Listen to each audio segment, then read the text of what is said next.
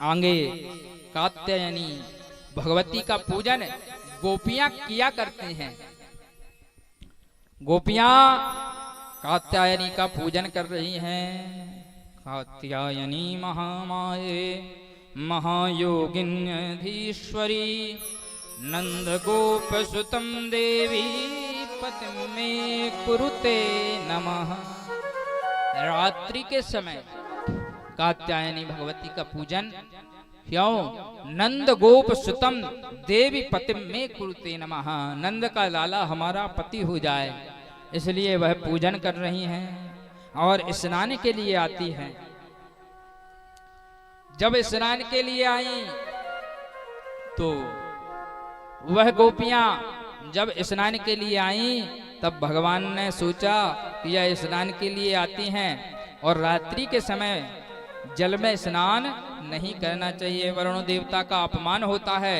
इसलिए भगवान ने चील हरण की लीला करी है। जितने वस्त्र थे सब लेकर के कदम्ब की डाल पर वह मनमोहन बैठ गए हैं और जब उस डाल पर बैठे हैं तब गोपियां स्नान कर रही थी। उन्होंने कहा लाला हमारे कपड़े दे दो। भगवान ने कहा हम नहीं देंगे, स्वयं ही आकर के ले जाओ। वासांसि जीर्णानि यथा विहाय नमानि गृह्णाति नरो पराणि।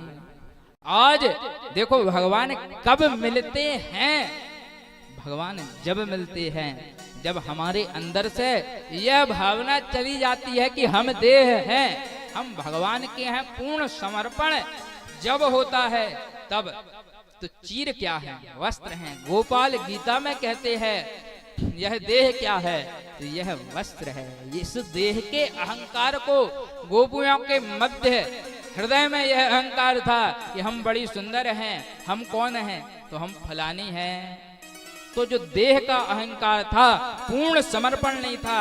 भगवान ने कहा जब तक तुम समर्पित नहीं होगी तब तक हम तुमको अपनाने वाले नहीं हैं। तब अपने देहाभिमान को त्याग करके और गोपियां आई हैं, आकर के वस्त्र लिए हैं। ऐसे भगवान देखो, इसलिए हम कह रहे हैं, पुनः कह रहे हैं कि हमको रास में जाना है। रास में जाओगे तो अहंकार रूपी सर्प का मर्दन करने के पश्चात और भगवान जो देवत्व का गुणों के सद्गुणों का जो अभिमान है उसको बगल में रखते हुए पूर्ण समर्पण के साथ में देह के अभिमान को जो त्याग देता है, ऐसी गोपियां ही रास में पहुंच पाती हैं। बोल कृष्ण कन्हैया। इस प्रकार भगवान से किसी ना किसी प्रकार का रिश्ता